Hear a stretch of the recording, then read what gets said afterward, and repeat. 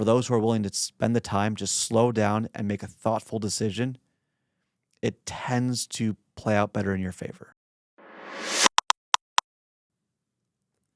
Hey, Mike, how do you determine if it makes sense to sell your rental property and pay the tax or do a 1031 exchange into something else?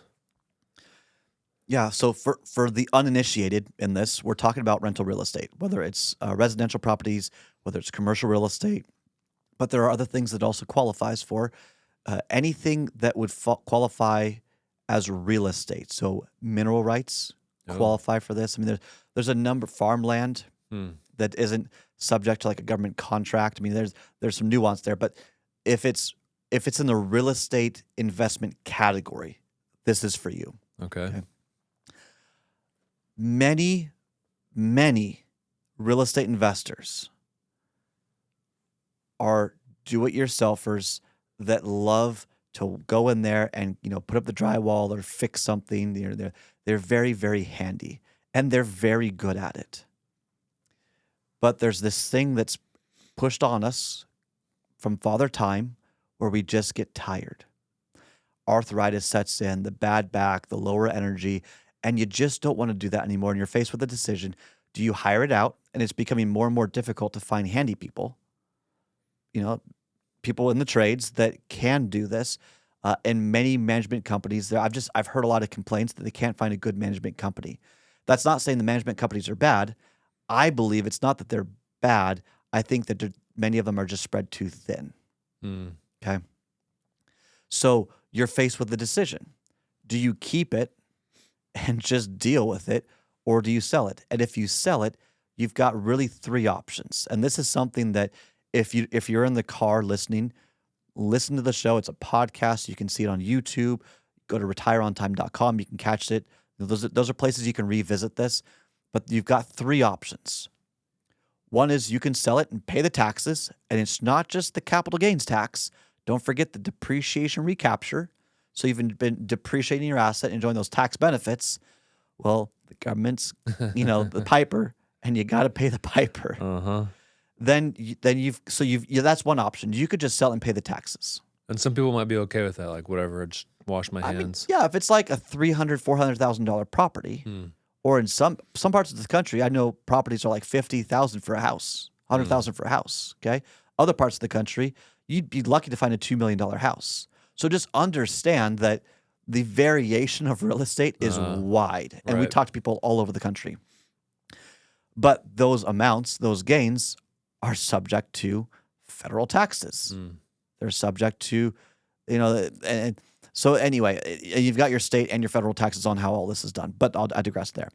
So you've got to figure out what's the tax consequences, and are you okay paying that? That's one option, and that's the option I hear said so often from financial advisors or professionals that are uninitiated. They're not dumb, they're not sleazy, they're not deceptive. They don't know. Okay, I want to be very, very forgiving of someone that did not tell you what I'm about to tell you. They're not being selfish. A lot of people get upset. Why didn't someone tell me this? How can they tell you what they don't know? How can they offer a product that they're not allowed to offer? And why would they look for something they could? So just be patient if you haven't heard what I'm about to tell you. But the other two options are you could do a 721 UPREIT. So that's where you take your property, you move it over into a REIT, a real estate investment trust that's privately held, and then you get what's called an OP unit or OP units. So you now have fractional shares of the REIT or the LLC or the business. Okay? So you've deferred it all tax-free, and then you can slowly sell those units over time. That helps spreads out the tax burden. You're receiving cash flow from the REIT as long as it's properly managed and they have positive cash flow. So there's business risk, there's rental risk, there's still landlord. There's a lot of risk still associated with it, but there's no such thing as a riskless retirement. So there you go. So that's one option. Okay. And so are you selling your property to the REIT? Is that how this works? Or? Yeah. Basically, they absorb it in exchange for OP units. So you don't realize the asset. When you realize the asset means you've sold it. Okay. You never sell it. You transfer the asset over without realizing it in exchange for OP units. Okay. What does OP stand for? I you actually say? don't know. Not Overland Park. Yeah, it's not Overland Park. It's like operating property unit or something like that. Okay, I sure. don't remember. Yeah. I don't know. Leighton, would you just Google that for me real quick? What is OP units for a REIT? Well, let's find that out just so Yeah. we have it clarified. We'll learn something here. Shame on me for not knowing that exactly, but there you go. Tax code. It's there's a lot there. There But is. anyway, It's dense. so 721 up REIT. Okay. Now you've got to vet the different REITs you're going to. Just like all professions, there are well-managed REITs and there are not so well-managed REITs. And the last thing you want is, if you do this, to move into a REIT that's poorly managed because you have business risk, you've got rental risk, you've got all sorts of risks that then your property, you can't sell out these OP units fast enough to get your money back, and then things go sideways. Operating partnership. Close, yeah. Operating partnership. That makes sense. Yeah. So there you go. OP units. So that's one option. So you can sell it and pay the taxes. You can do a 721 up REIT. You got to know the where do you want it to go. Yeah. There is a company out there. It's called Flock, Flock. This is all that they do. Okay. You may look at them, but just understand that's all they do. So you'll probably get a hard sales pitch. They are an option, but their cash flow is kind of high. So just understand, are they doing things well? Are you satisfied with them? Do you understand the risks or not? I'm not associated with Flock at all. I just know that they're a major player in the place, and I want to give people options so that they can explore it. Is that right for you? Is it not right for you? I don't know. But don't call them and expect that you're going to get an objective thing. It's okay that they're salespeople, but if you call them, they're going to make it sound really, really nice. And don't tell them that Mike Decker sent me. You can say that. I don't care. Okay. But they don't. But Flock doesn't know you. They don't know me. Okay. They don't know me from Adam. And if you do business with them, great. I've got no dog in the fight. I don't get back-end commissions on these alternative investments. I don't have a Series 7 license, so I'm indifferent on where you go and what you do. I'm paid a flat fixed fee, whether it's a monthly membership fee that's flat, doesn't change, or it's a one-time planning fee, and then it's set it, and then you manage it. Yeah. So it allows me to be very honest. Right. It's the most liberating thing I've ever done. Yeah. But there are other options with other companies that you can't get access to. I have found that the privately traded REITs that you have to go through a financial advisor, I like them more. I don't get a back-end commission for it. I just am more confident in the more exclusive options or offers. That's not a criticism to Flock at all. I'm sure they're a wonderful company. Again, I don't know them, but it's an option to explore because you want to educate yourself. You want to explore your options. Okay, so that's one. So, and the significance, by the way, is let's say you've got $1 million property and you didn't have to pay your taxes. You could just move it over and you're good. Like, that's a pretty cool thing. Yeah. I mean, let's say 7% is the cash flow of the 721 up REIT, okay? Just hypothetical, throwing it out there. I'm not quoting a rate. Would you rather get 7% of $1 million or 7% of $700,000? Like, obviously, you want the higher amount. That's kind of what this allows people to do. Okay. Then you've got the other one, the 1031 exchange. This is option 3. This is option 3. Okay. A 1031 exchange into a Delaware statutory trust. Okay. A DST. DST. So a Delaware statutory trust is where you have fractional ownership of the actual real estate itself. So think of like a self-storage unit or student housing. You got like 1% of the real estate of the housing unit or the storage unit or whatever it might be. Okay.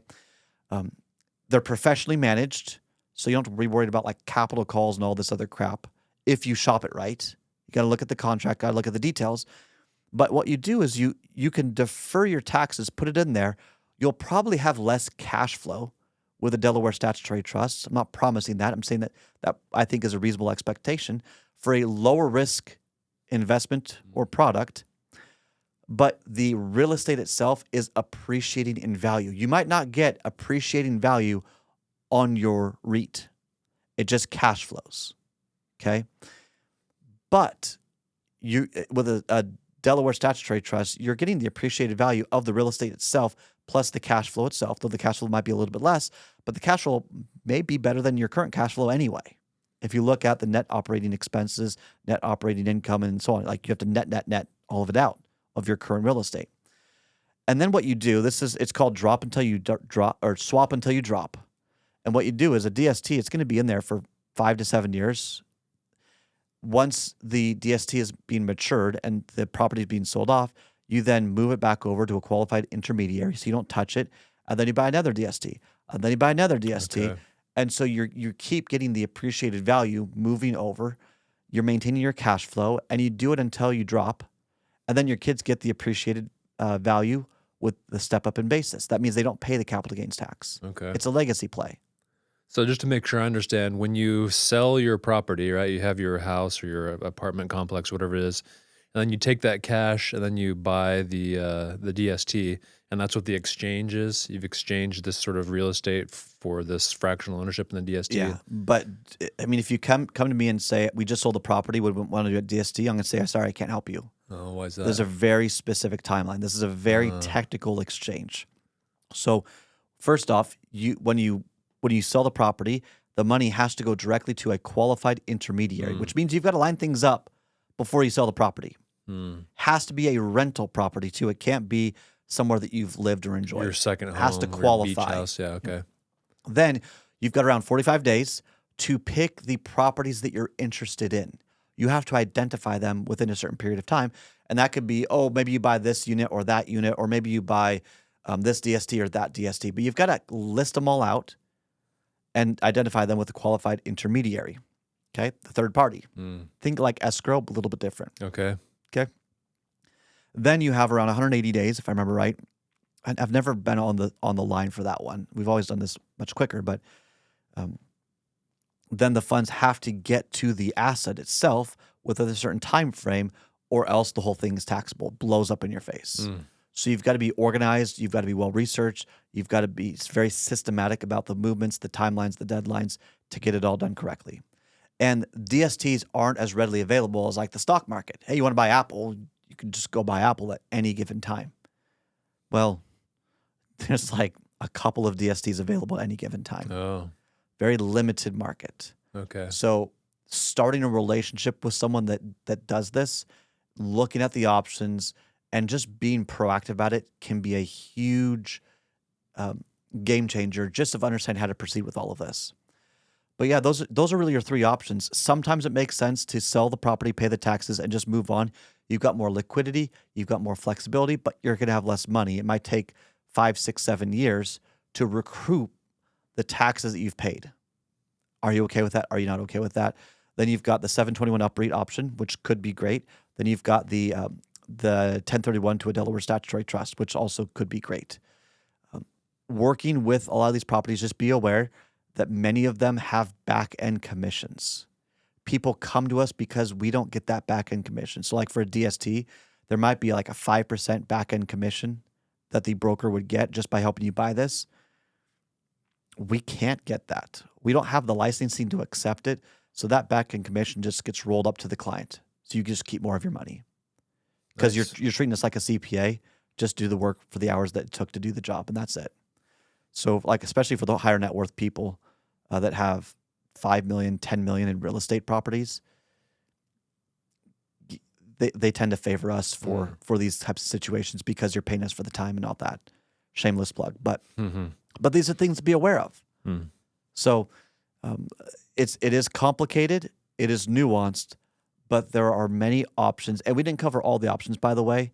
Oh. There are other options on how to do the planning on your real estate exit.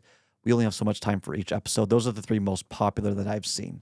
If you have a bunch of real estate, maybe 2 properties aren't heavily depreciated, and you sell those and just pay the taxes, but the other ones you move into DSTs.